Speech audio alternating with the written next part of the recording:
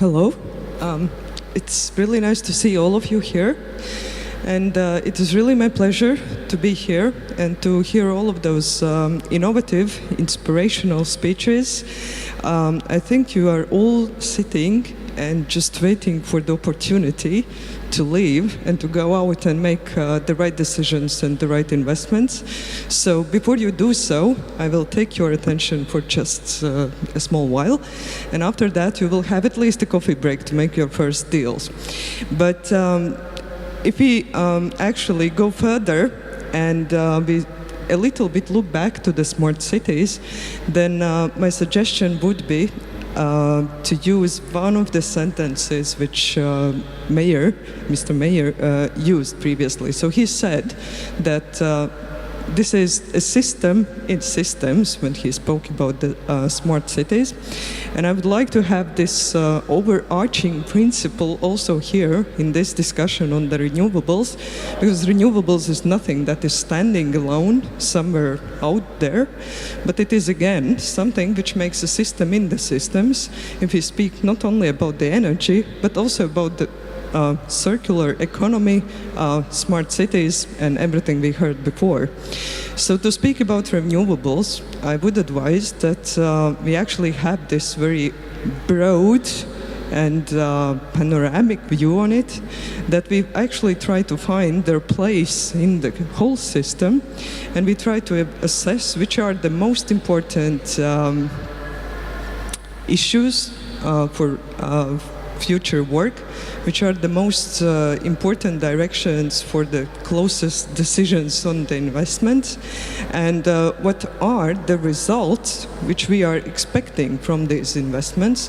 So I would like also during this discussion, which I hope to have, also touch upon the KPIs for the investment when you look at the investment after it is made. So you discuss some KPIs at the moment when you make investment, but then you have another set of KPIs which you test after a while has passed from the investment, simply to check whether the investment has brought up and given the result you expected. So to have this discussion, it would be my pleasure to invite my guests here, and I would not like to be accused of saying words and names incorrectly, but still I will try and do my best. So I would appreciate Mr. Vidmantas Macevičius here. So yeah, I was said that you are you are Vice Minister of the Ministry of Energy of Lithuania. So it will be really nice to have this input from Lithuania here. Then may I ask Mr. Andrejs Apanuks to join us here. So he is Deputy Director of Renewable Energy and Energy Efficiency Department, Ministry of Economics of Latvia. So nice to meet you. And also, it will be my honor to invite Miss Julien Mauduit here. So she's senior banker from EBRD, and representing the power and energy team.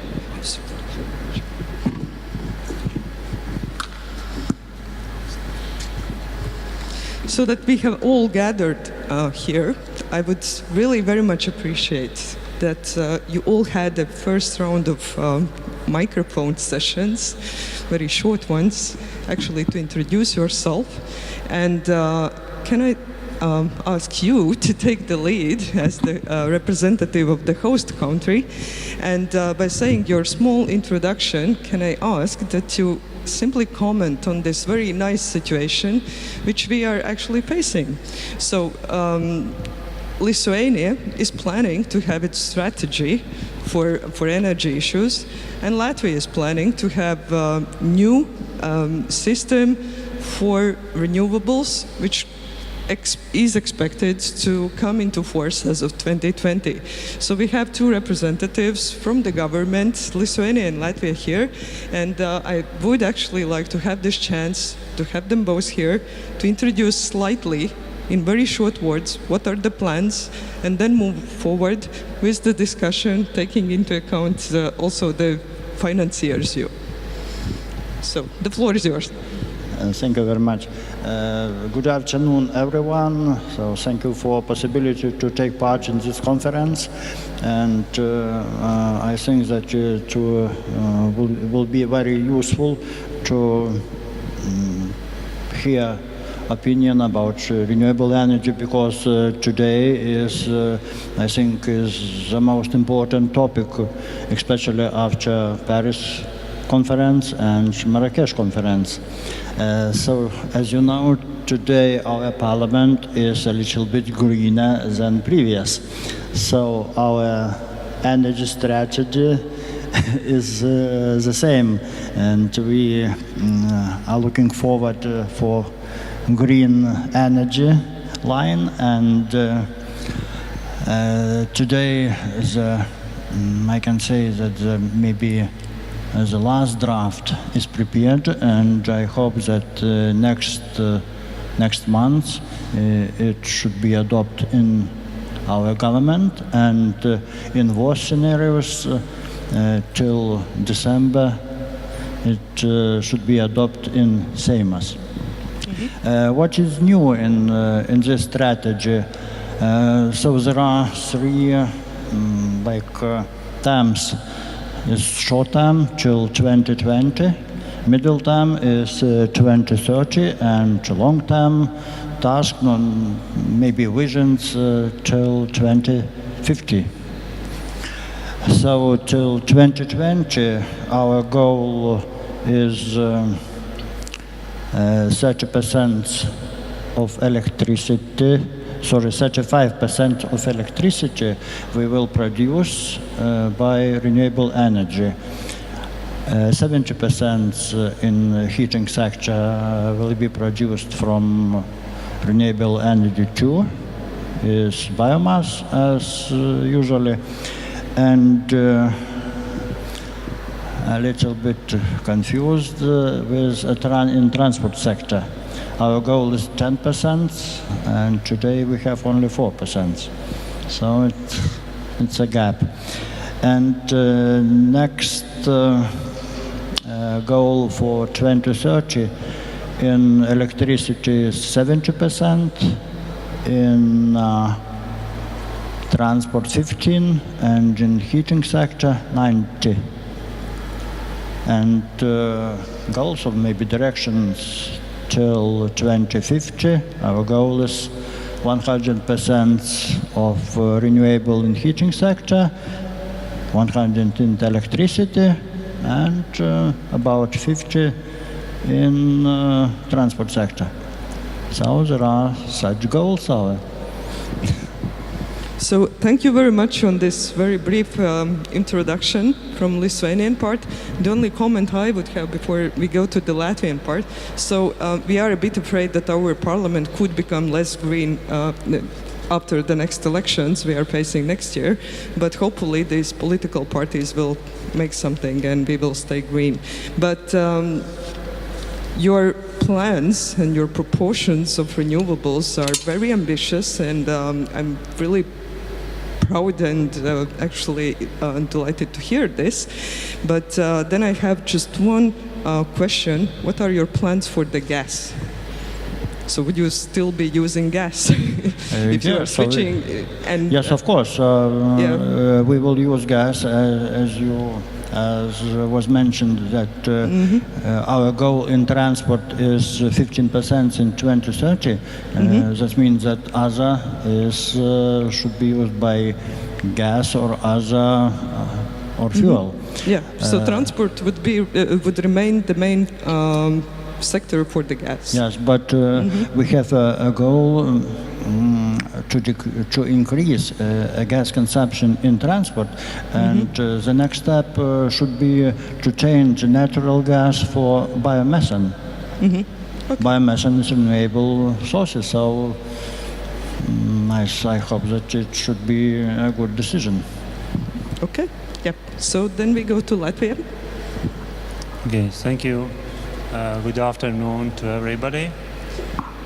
A couple of words about our strategy and our renewable policy in Latvia. So As you know, we are one of the top countries in the EU in terms of renewable share in final energy consumption, with around 37-38%, and our goal for 2020 is 40%. If we speak about long-term objectives and long-term goals, a few years ago our government approved an initiative, a document. It's more of informative nature, but still to reach 50% in 2030. So maybe it's not so ambitious as in our neighboring countries, in Lithuania and in Estonia too. But still, I think we have a lot of things to do. Okay, this is much better. Yes, and so currently with this almost 38%, we are now actually our support mechanism for renewables is based on electricity feed in tariffs and mandatory procurement or guaranteed payments for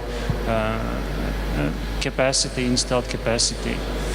And unfortunately, due to increased expenses to overall society in terms of money, in absolute and in relative terms, our government decided in 2011-2012 not to grant any new permits to renewable electricity producers. So currently we are now a bit solving historical problems created by ourselves. And it was decided by our parliament to develop new strategy, new law by the end of this year. Unfortunately, our experience is a bit interesting also in regards application of our rules. And if the scheme was developed from 2007, it was approved by European Commission only this year. So it took a few years to coordinate this with European Commission.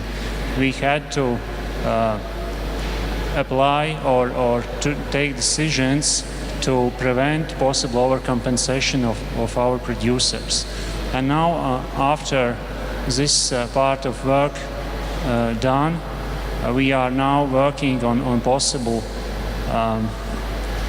decrease of state support to, it's not renewables, but it's very important when speaking about mandatory procurement of electricity, to decrease state support to natural gas, these capacity payments. Yeah.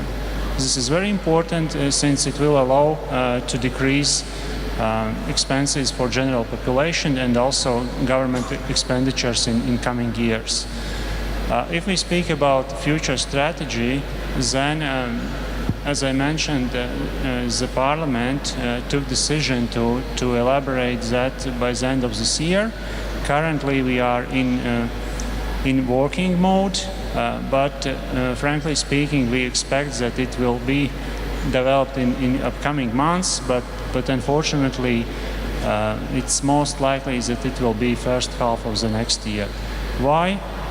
On the one hand, these historical issues also with European Commission, and we are now committed to do everything and to obey every rule we have in our common market. On the other hand, we have to explore a bit more our needs and our opportunities in the region.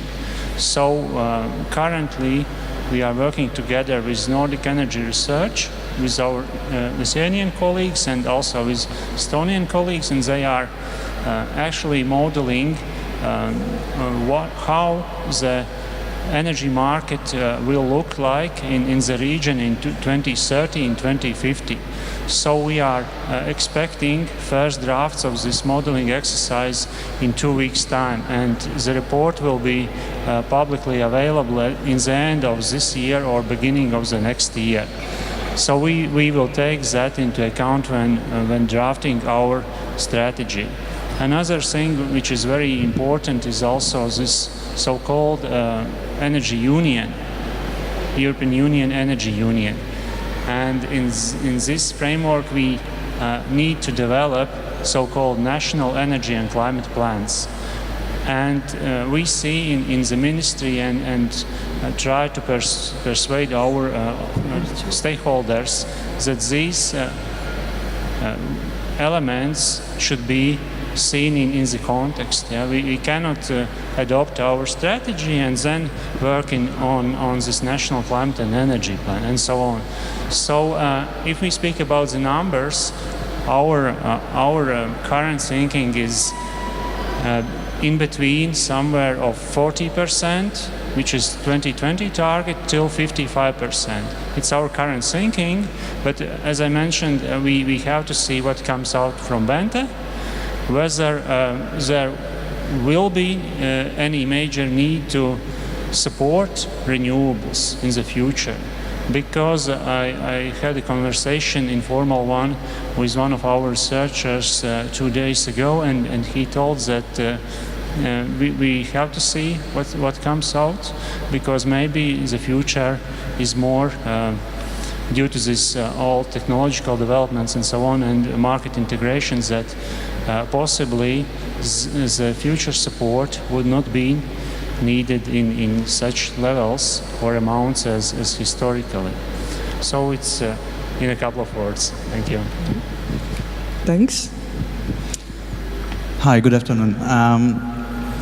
My name is Julien Mauduit. I'm working for EBRD, and I'm in charge of our operations in Central and Eastern Europe, and I've been covering the Baltics since I joined EBRD, so already 8 years now. So I think we managed to be quite active on the Baltic market, and so far I think we've been signing in the electricity sector roughly 350 million euros of transactions. Unfortunately, maybe not as much as we would have liked in the renewable sector. And my experience has been that, unfortunately, the key issue that we've been facing since I'm in charge of the region is the lack of long-term visibility available for investors, the lack of long-term commitment to renewables, the lack of strategy for the three countries, which basically has really refrained the development of all the potential for renewables that is available in these three markets.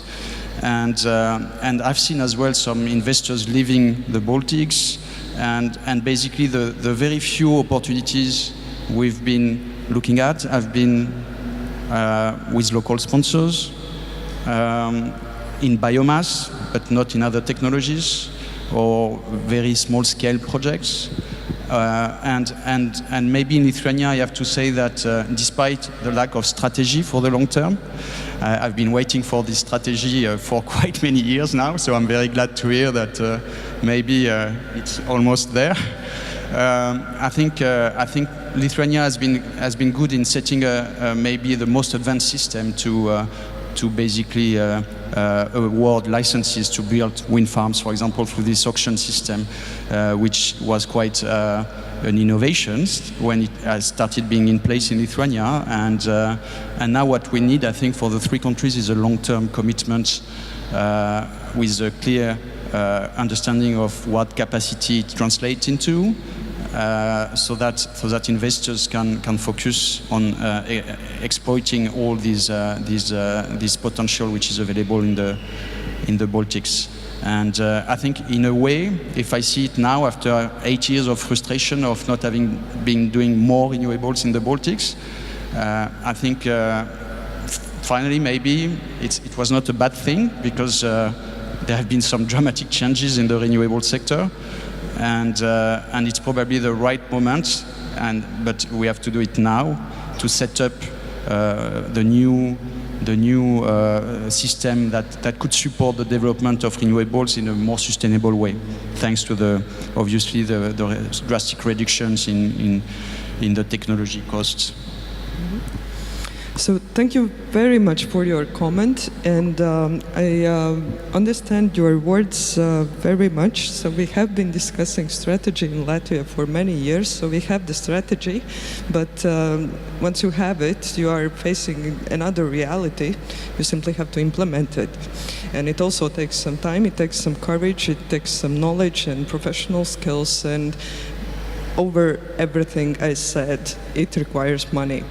And so if we go back to the issue of money, and if we go back to the issue of potential investments, hopefully that very soon Lithuania will have its strategy. It will be prepared to be more coherent and more trustworthy in the eyes of the financiers.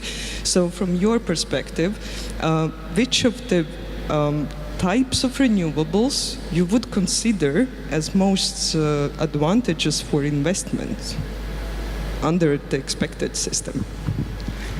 So maybe the first step is Vilnius and Kaunas cogeneration power plants. They are under construction now, so it's the first investment. In Vilnius about 3 million euro, and in Kaunas about 150 million euro.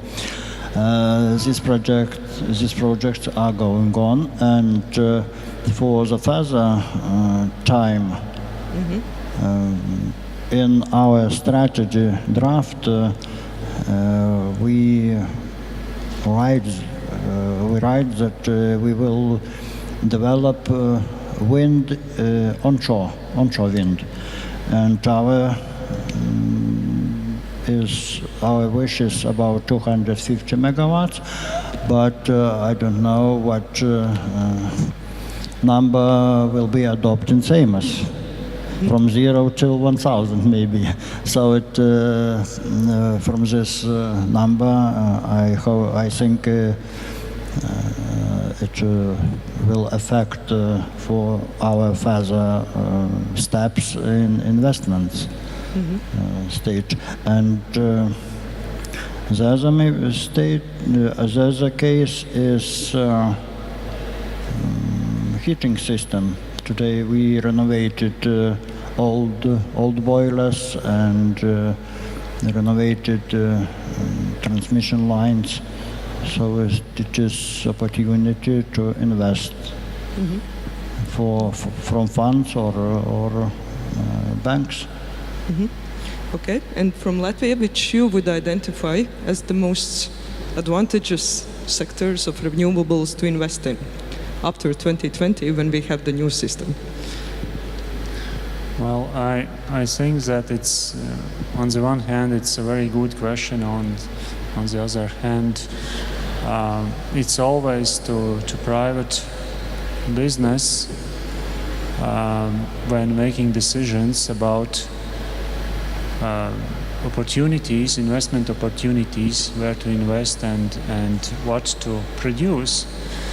And as actually we had a conversation with our wind association 2 weeks ago, since one of the members wanted to get exclusive rights to produce wind energy in state forests. There was a discussion in Environment Consultative Council of the Ministry of Environment Protection, and so they told that Ministry of Economic Affairs shouldn't say where to build and what to do, but to create conditions to very attractive for investments. So of course wind energy is one of currently mostly underdeveloped energy in Latvia. If we see at our profile of renewable energy, we can observe that almost 80% is from biomass, solid biomass, and only 1.5% is from wind power. So wind energy has good potential in coming years. Of course, currently, since we do not have this government support, which most likely will come in a form of auctioning, everyone is free to carry out projects under market conditions. And the second one is, of course, is district heating, where we are also thinking about further improvements. And one important thing what we are thinking about is continue to change these power plants powered by natural gas to switch to solid biomass boiler houses. So this is the way we are going, and we will continue to go. And also, if we speak a bit globally, then we are thinking about how to switch our major supply routes in the country to regions from natural gas to, for instance, to solid biomass. So it's of course it's a long-term perspective, but this is mainly the way how we think and where this potential can be very, very apparent. Mm-hmm. Thank you. And then I would like to ask financiers' comment whether you would have, I have no doubt you would have enough money to support all of these ideas, but would you find them sufficiently trustworthy to give your financing? So, for instance, district heating improvements in Lithuania and Latvia, for instance, wind energy and maybe offshore wind in Latvia and Lithuania. So what would be your preconditions to give this financing in general terms, of course? I think the preconditions are clearly a clear regulatory framework with a long-term commitment from each country. And I think when it is about reaching the EU targets, for example, Latvia can rely on very large hydro resources. When we look at exactly the share of the other type of renewables, so wind, biomass, biogas, solar, there is plenty of potential which is still untapped. And this is because of the lack of clear strategy to develop this resource, and as well, as you've been stressing it, the sort of negative public opinion on renewables at a time where prices were very high. I think the situation has drastically changed, and everybody should be looking at renewables from, based on where we are now on renewables, and the future of the Baltics is not oil shale, it's not nuclear, it's renewables and gas, and clearly today, I mean, just a few weeks ago, offshore wind, for example, that everybody was saying was too expensive, is in the UK now cheaper by 30% than nuclear energy, which was quite a shock for everyone. Solar energy as well. I mean, we are covering markets where, of course, it's a bit sunnier than in Vilnius. Even so today, I could argue that it's very sunny in Vilnius too. But for example, Jordan, we've been working under a feed-in tariff regime in 2012 at a price of 16 cents US dollars per kilowatt-hour. The latest transaction we've been signing 2 weeks ago was done under $6 per kilowatt-hour under an auction system.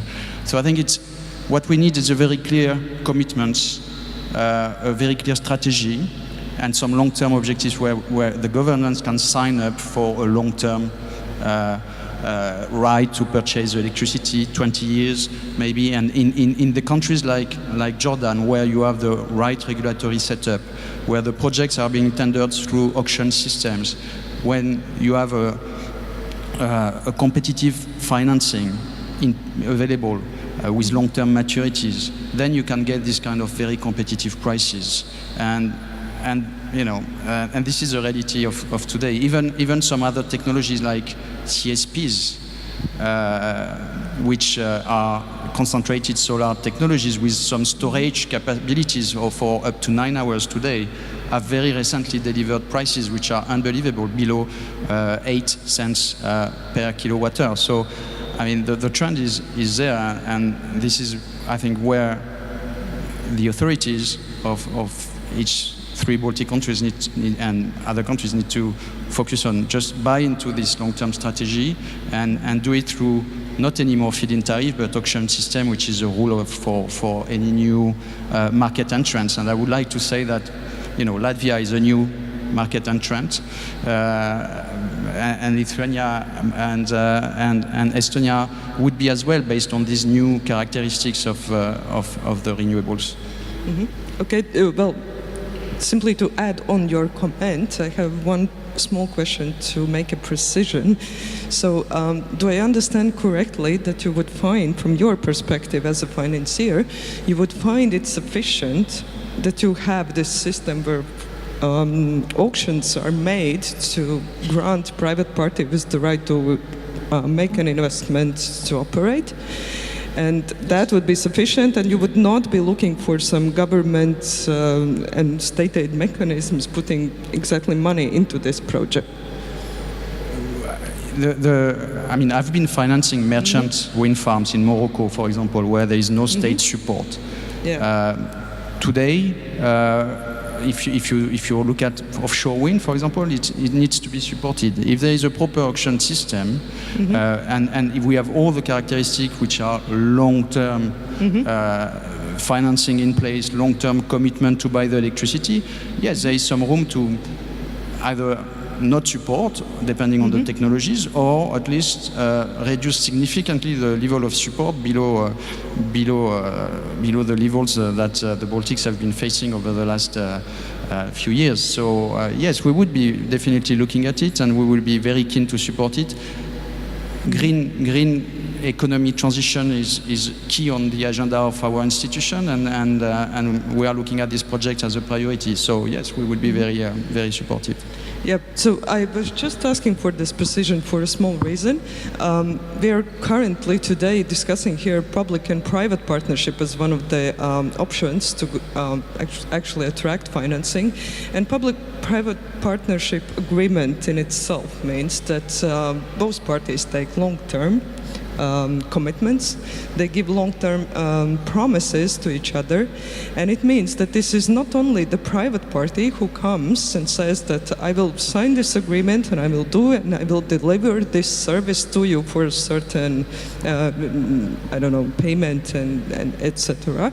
But it is also the state signing the same private public-private partnership agreement and saying that I will actually allow you, I will provide you with a sufficiently reasonable framework to actually implement this agreement.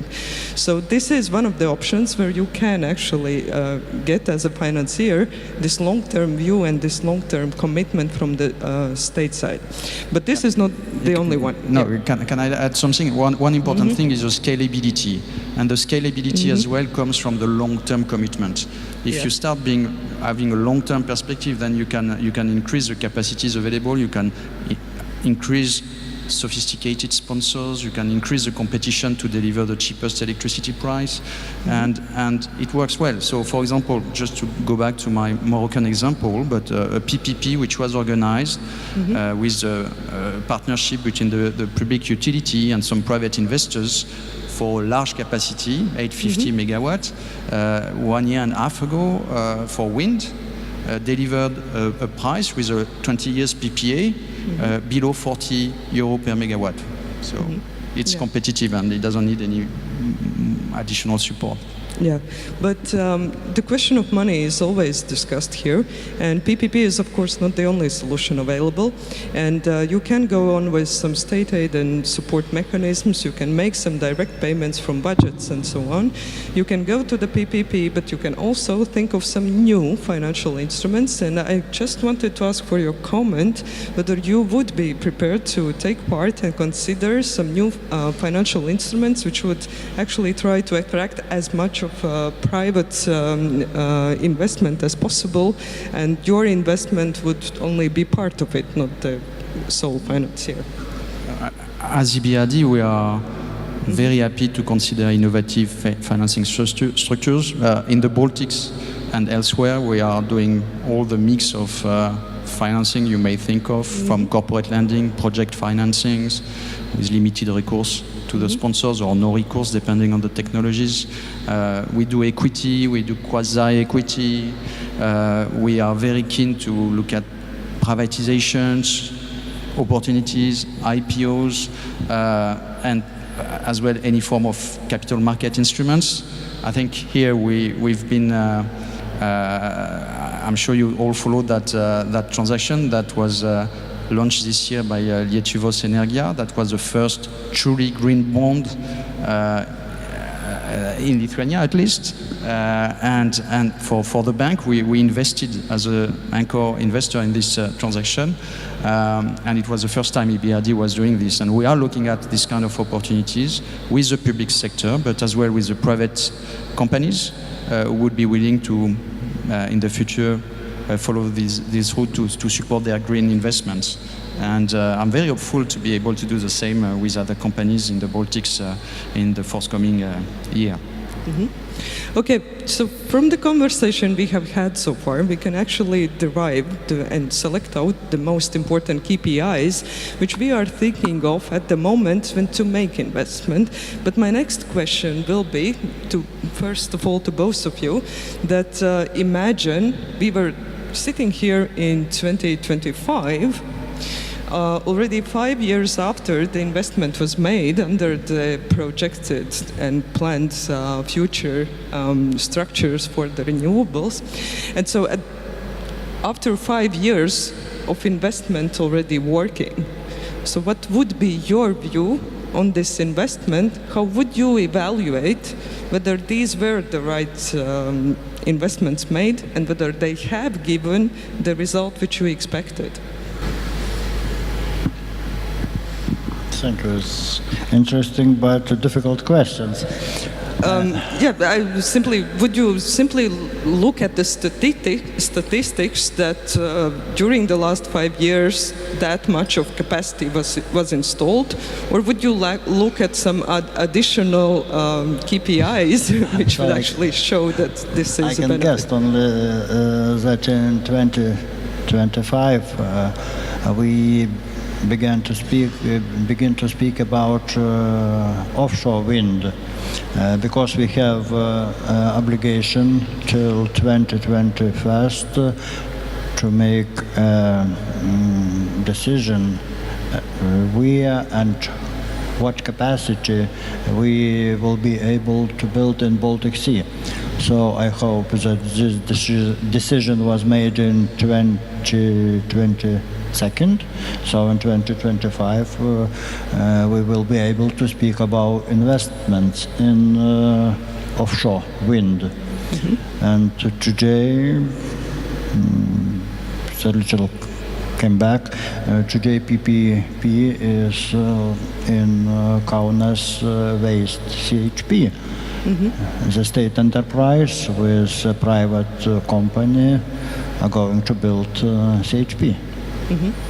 So I hope that in 2025 the area for investments will be more open and more clear for decision making. So it's my wish. Yes, thank you.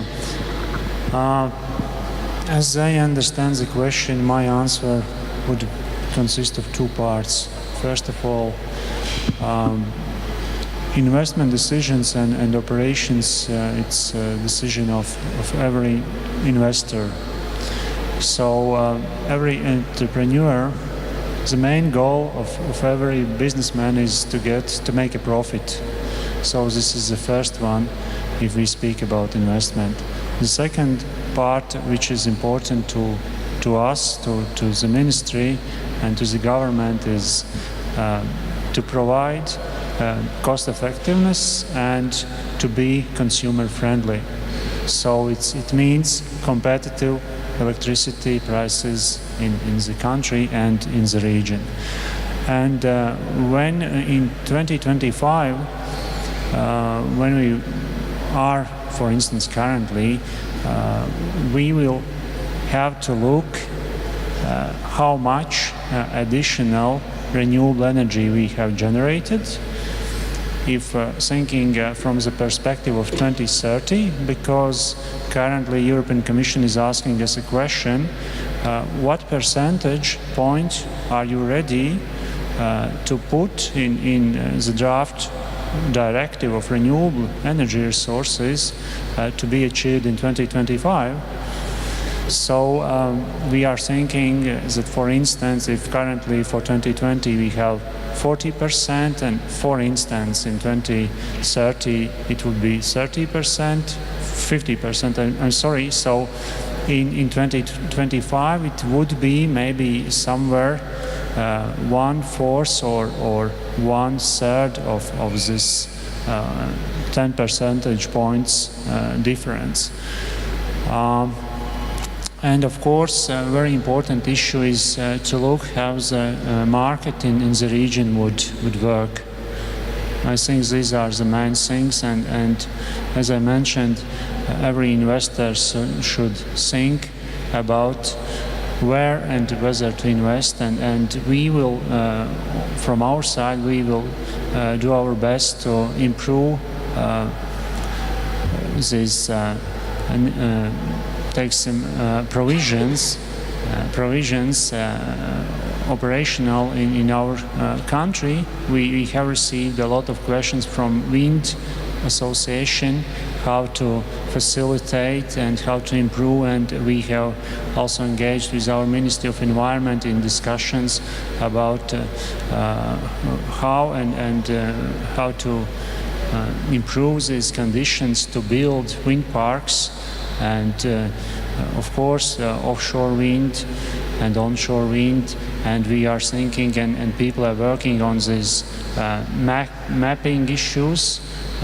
If we speak about offshore wind, where to build, and in few years' time this will be much clearer than today. And absolutely it's clear that in 2025 we will have a number of windmills off the coast. So, comment from financing part? As a financer, as long as the loan is being repaid, we are fine. But absolutely. But we obviously, as EBRD, we remain involved all through the life of the transaction, and what we want to see is obviously that the carbon savings that we have anticipated are going to materialize, that we are not going to face any form of political interference where we have to deal with the risk of retroactive changes or changing the rules after investment. And if we don't face these kind of issues, usually we are very pleased and happy with our investment. And what we want to do is to see the share of renewables continuing to increase in our portfolio, and we think that the prices are where they have been dropping sufficiently now to become very competitive with any other form of traditional energy, and therefore the only thing that we need to see is a very clear set of rules dedicated to support renewables, and this needs to happen now. We are all having these climate change issues in mind, and I think we need a clear political commitment so that we can see these investments materializing. And I don't think it's a problem of capital. I don't think it's a problem of investors. I think it's really a problem that we need to have clear rules and a lot of ambition to support renewables. And I think it's the right moment to do so. Mm-hmm. Thank you very much for this comment, and thank you all for your comments, which were, I think, very valuable and actually guiding us to the right way. Before we go for the coffee and have nice networking, I just wanted to very shortly wrap up what we had here. And my feeling is that after this discussion, and also after all of the consultations I have given to my public and private clients for nearly 15 years, the conclusion is that long-term relations are based in core on the financing and on the trust. So financing is here, and no doubt it is, and no doubt it is available, and no doubt it is available on reasonable terms and conditions. But what we lack here is this other part. So everyone, private project developers, governments, everyone should think before you enter into any deal, first you should know what is the aim you want to reach, how you want to reach it, and how you want to use your financing to get most out of it. And once you have this very clear vision, once you have this very clear understanding of the result which you want to achieve, you can easily structure financing, project development, even if it's long-term. But it requires responsibility from private partner, from government, and from financier. So I would wish all of us luck in attracting financing. I would wish all of us luck in making this investment environment, both in Latvia and Lithuania, more stable and predictable, so that the financing could flourish here. And enjoy your coffee. Thanks a lot. Oh, so sorry, there is a question. From the investor perspective and maybe to the EBRD representative, you talked a lot about the long-term commitment to the legal framework and the relationship. Can you hear me? Yeah, you talked a lot about the long-term commitment to the legal framework and the relationship. What, from your experience, are the key alarming bells if you consider deals where you see that maybe this commitment is not really long-term, or that what are the main alarming bells for you which tell that there is a problem with the trust, or that the commitments might not be honored, especially from the legal framework perspective? I mean, the alarming fact is that when we start hearing some political interference and some noise about the willingness to change the rules as they were established before the investment took place, and our clear commitment is that it's fine to change the rules going forward. It's fine to make some mistakes and to recalibrate the way the system works. But we should not change the rules of the games once the investors have, they spent some capital, invested time, and built an asset based on the rules at the time. And we are trying to be very vocal about that. I had a few visits in the past in the Baltics to visit some of the governments to make sure that this would not happen. Sometimes we are successful, sometimes we are not. It's not only the Baltics, unfortunately. So I think it's very important. It's the setting the level of trust associated with the country. And for investors, when you are a local investor, sometimes you can accept to take some form of risk when you do invest in the countries and the environment you understand. But for foreign investors, it's just the end of the story. If they cannot trust the political environment and the commitment for the long term, then they would not even look at the country. And less investors, it's less competition, and it's negative impact on the prices, it's negative for the consumers, it's negative for everyone. So it's very important to be trusted, and that's very key for trying to avoid being in such situations.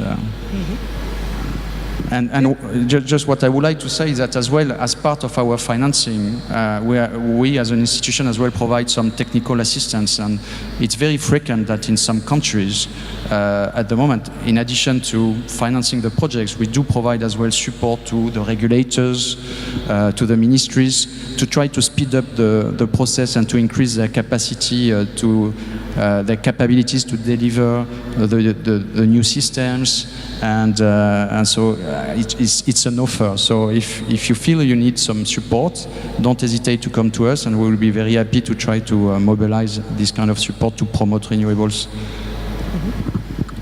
Is there any more question? If not, then Then thank you, Dace. Thank you, dear panelists. Let's give them one more big round of applause.